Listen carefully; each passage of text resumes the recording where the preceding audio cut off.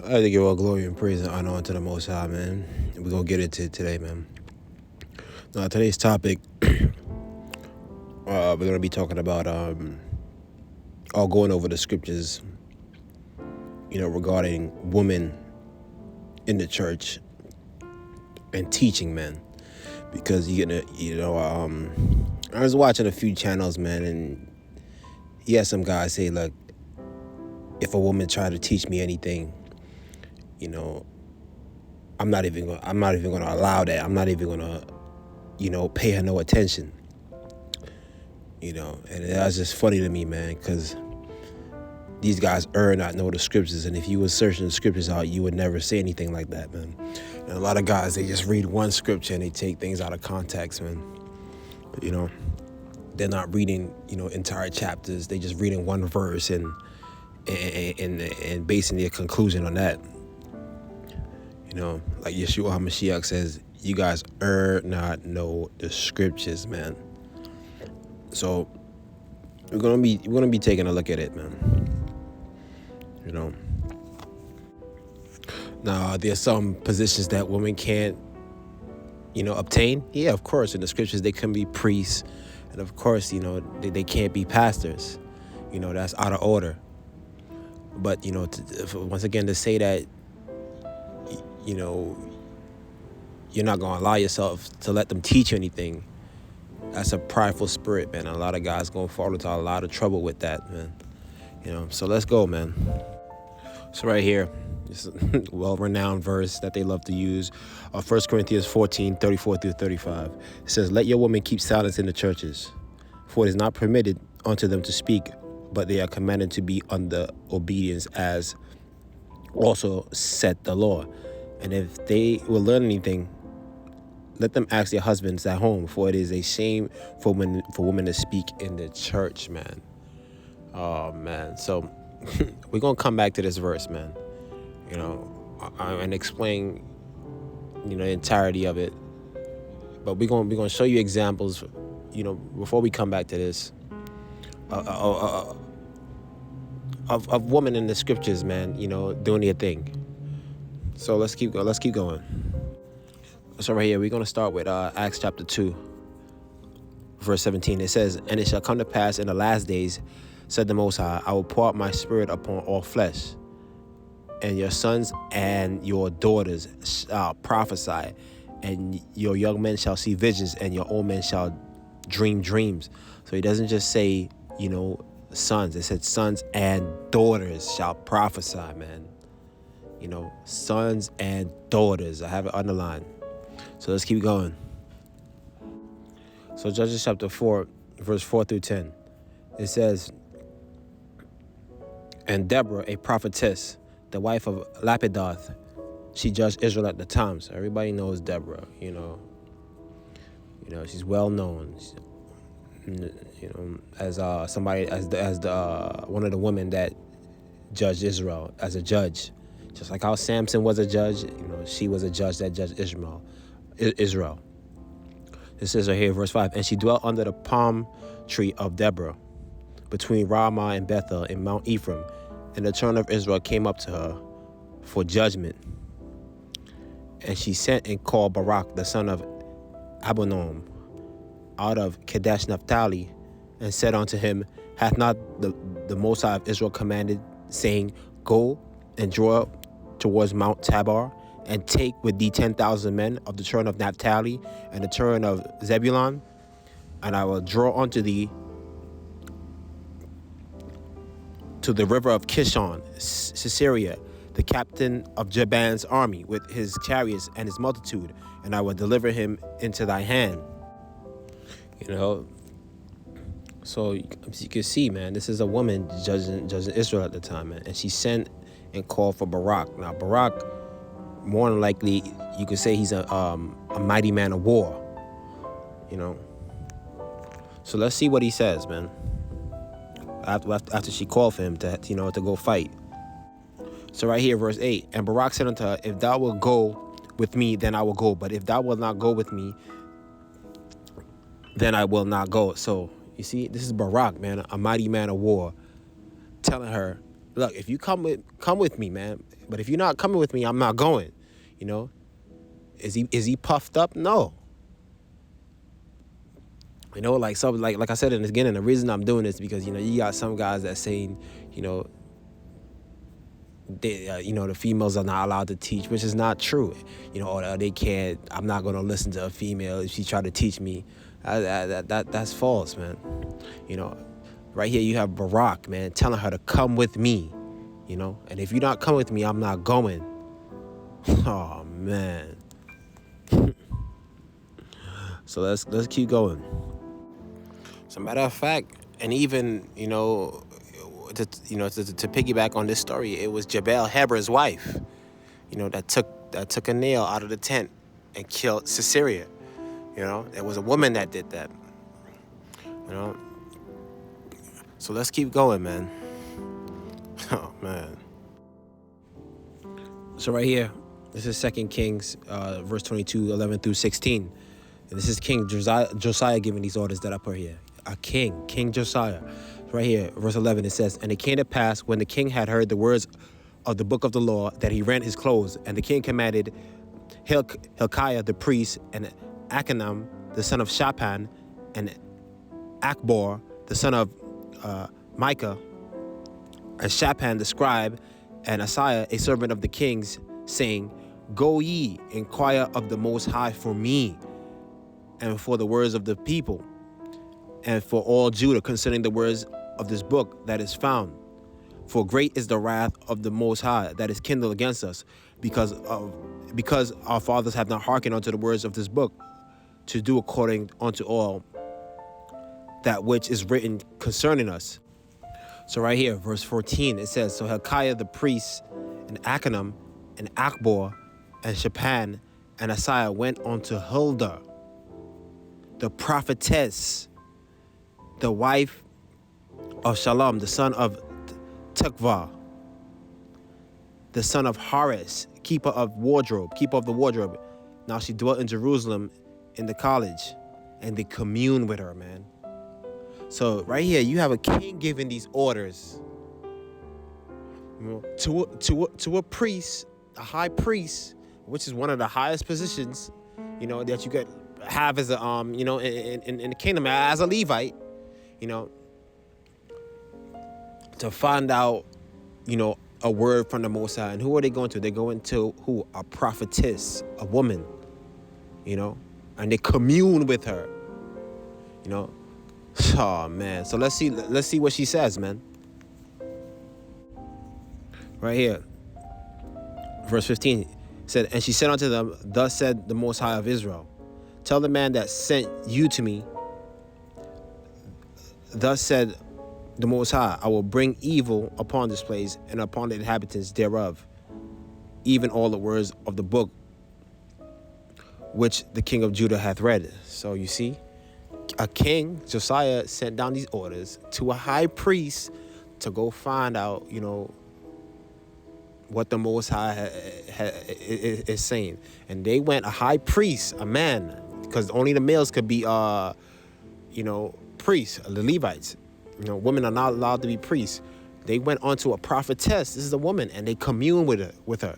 Are they puffed up and say, "No, you can't tell me what to do. You can't tell me this, that, and the third"? You know, no. You know, they humbled themselves, man, and they went on to her. So a lot of you guys saying that, look, man, you can't sit down with a female, you know, and she can't teach you nothing, man. That's a false spirit, man. You know, so man. So let's keep going, man. You know, I'm just showing you examples, man.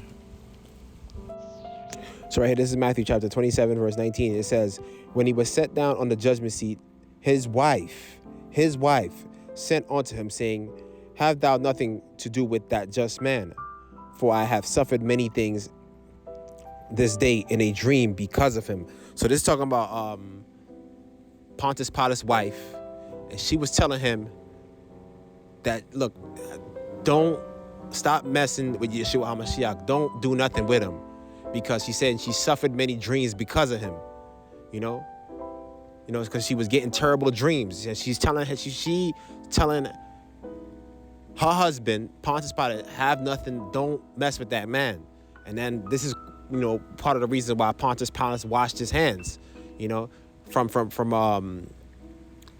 saying, look, see to it that I'm innocent of the blood of this man, because his wife told him, stop messing with him, you know. Oh man, so a lot of you guys, you puffed up, you gonna miss the message, man. And you gonna fall into a whirlwind of trouble with that type of thinking, saying that, if a woman try to teach you anything, you gonna dismiss her, man. Oh man, let's keep going, man. Oh man, that's a false spirit, man. And a couple more examples. You have, of course, Judith in the Apocrypha. We're like when Nebuchadnezzar was sent in, like that, the chief captain Holofernes, and they was about to, storm in. Judith, the Most High used her. The high priest, they went onto her. She was communicating with the high priest, telling him, "Hey, yo, calm down," and she was the one that cut off the chief captain of Holofernes' head. And look, she was what the scripture says, she was a righteous woman, man. The high priest, like I said, who could only be a male. When you read the Apocrypha, they was communicating with her, and she was telling them what to do. So once again, a lot of you guys with that puffed up spirit, you could fall into a whirlwind of trouble with that type of thinking.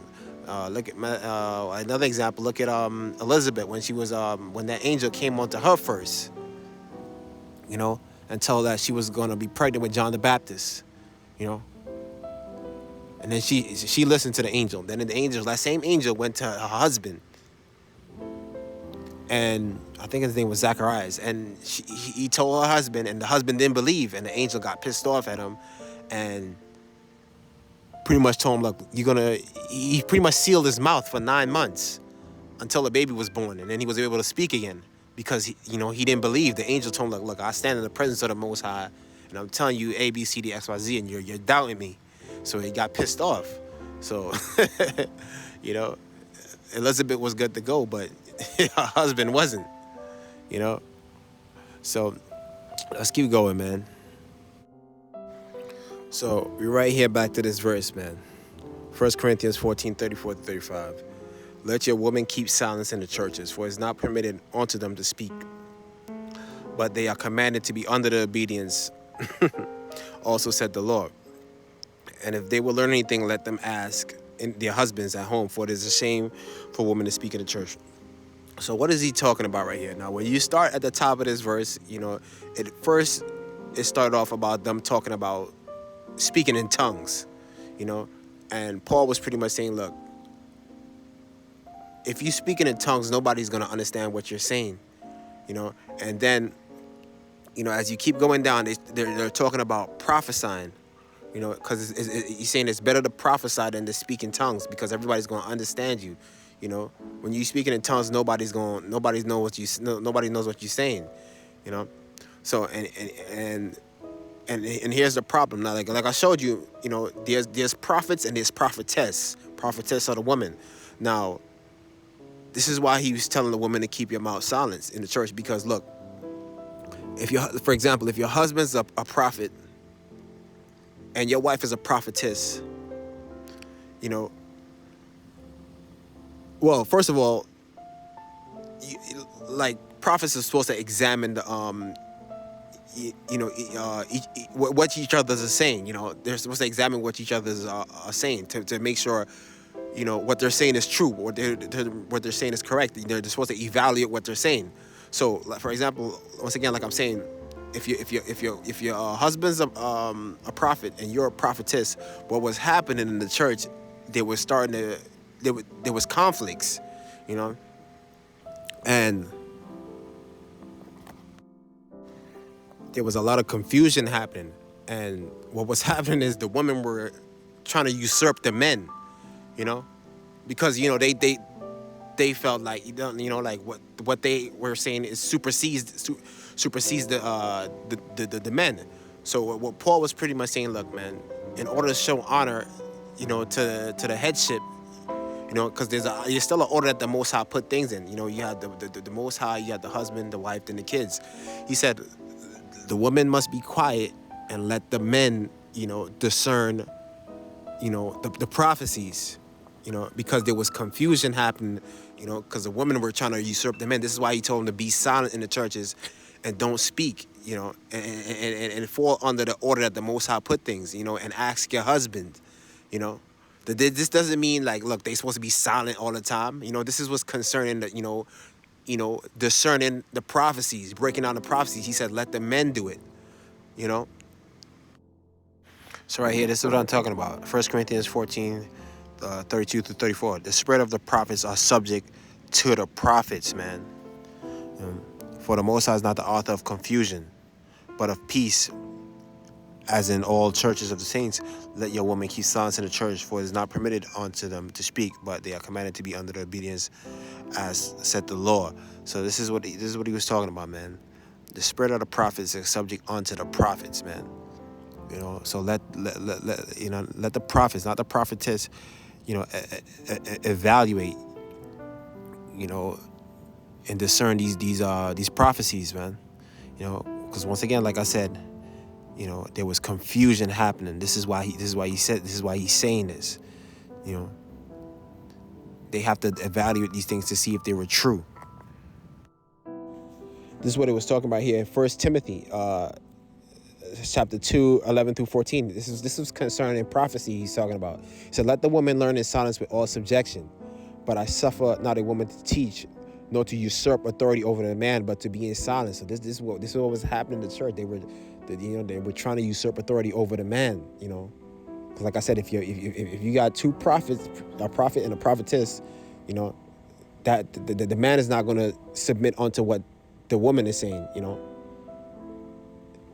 he said, let the men discern the prophecies, man. You know, for right here, verse 13.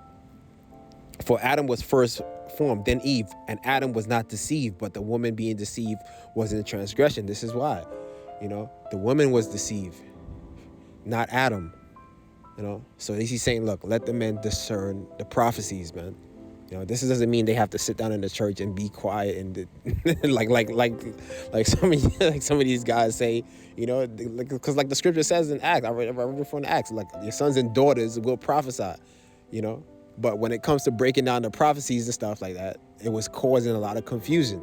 So he said, let the woman be silent, you know, concerning prophecies, and let the men do it, because they were trying to usurp the men. This is why this is here, you know. This don't mean they can't teach nothing, you know. Of course, like I said, there's roles that they can't do. They can't be pastors, and they can't be, you know, in the scriptures they can be priests, high priests, you know.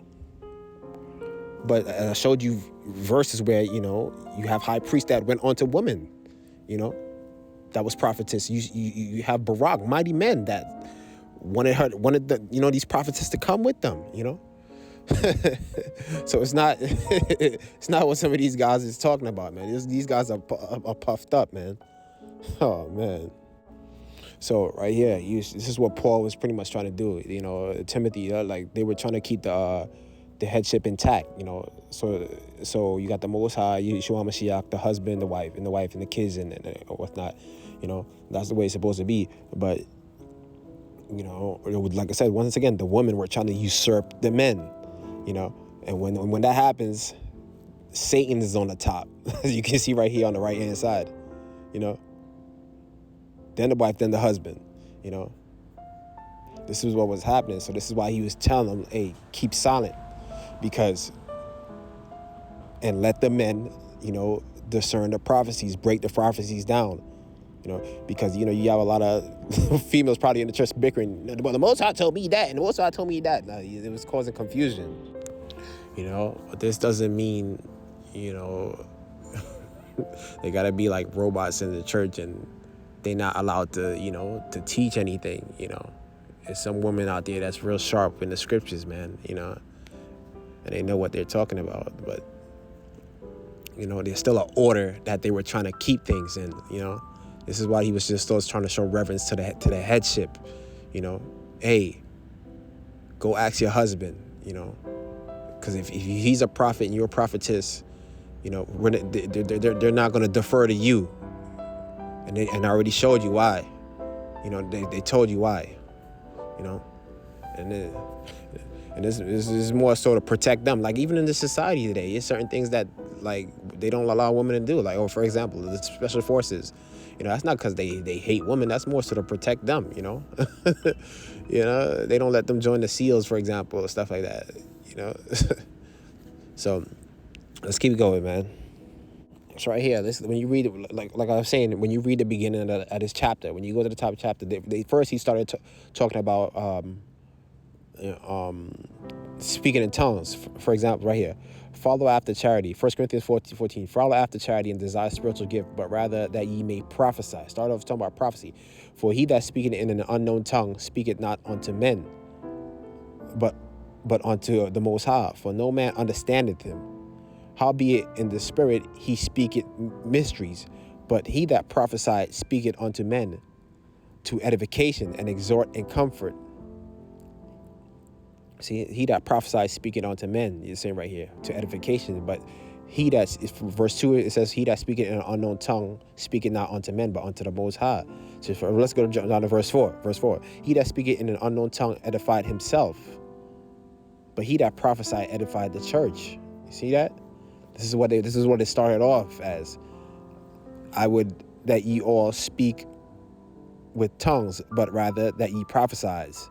For greater is he that prophesied than he that speaketh with tongues, except ye interpret, that the church may receive edifying. So this is how it all started, you know. You know, they're not just telling the females to just shut your mouth and stuff like that, you know. It started off, you know, confusion was happening, you know. Let's keep going. Jump down to verse 22, same chapter. Wherefore tongues are for a sign, not to them that believe, but to them that believe not. But prophesying serveth not for them that believe not, but for them which believe. If therefore the whole church be come together in one place, and all that speak with tongues, and there come in those that are unlearned or unbelievers, they will say, Will they not say that ye are mad? So he's saying, look, if people come to the church, man, and you speaking in tongues, you know, they're going to say that you're mad, you know. And these are like, what, unlearned people, unbelievers, and you just in here like blabbering, you know, they don't know what you're saying. And it's not that kind of tongue speaking like gibberish that they do in the church in this modern day time. It's not talking about that. They were actually speaking a language back then, you know, like different languages. But, you know, yeah, they said that, like, if people just come to the church and you speaking in tongues, they're not going to understand what you're saying. These are unlearned unbelievers, man. This is what he's saying. Like, he's saying, like, it's better to prophesy. And then, you know, as you keep going down, you start to see, look, let them, he's saying pretty much, women be silent and let the men just do the prophesying, you know, or discern the prophesying, break down the prophecies, you know. We're not going to defer to the prophet's tests, you know, when there's a prophet in the building, you know. And that maybe the females didn't like that. It was causing, it was a confusion happening, you know. Let's keep going. It's just like the ending, the same chapter. Wherefore, brethren, covet prophecy, and forbid not to speak with tongues. Let all things be done decently and in order. So this is basically what it was about, trying to keep things in order. Like he was saying, you know, the spirit of the prophets are subject, you know, to the prophets. You know, the prophets are not only supposed to prophesy, they're supposed to, you know, evaluate whether these prophecies are true. You know, and like I said, once again, you know, if your husband's a prophet and you're a prophetess, they're not going to defer to you. This was really what this was about, you know. And once again, it was causing confusion. This is why he was telling the woman to keep your mouth, you know, stay in silence, you know, because they were trying once again to usurp the men, you know. It was, and he was saying, look, they were saying, look, it wasn't Adam that was deceived. It was Eve, you know. So, but you know, I showed you once again examples, you know, that look, there was women that was prophetess, that was judges, you know, and things like that. High priest went on to women. You have Judith. You had Esther. You have examples, man, you know. These was righteous women. These weren't, just no crazy people just running around, But with everything said, you gotta be careful who you listen to, man. Because there's a lot of bugged out teachers, male and female, out there. So hopefully this was edifying, man. And I mean, like, once again, the reason I did this lesson is because you got a lot of people that take this out of context, man. So the females, they are allowed, they are allowed to teach. Like I already said before, these positions that they can't hold, but they are allowed to teach. And you feel like you can't learn anything from them, that's a false spirit, because you had mighty men that humbled themselves and went on to these women, in the scriptures, man. Women that had dreams, to tell how Pontius Pilate to leave Yeshua HaMashiach alone. So a lot of you guys that have that spirit on you, man, you're going to fall into a whirlwind of trouble, man. And, the females, you just got to read. You got to read, man, because these people out here is trying to deceive you, man. So hopefully this was edifying, man.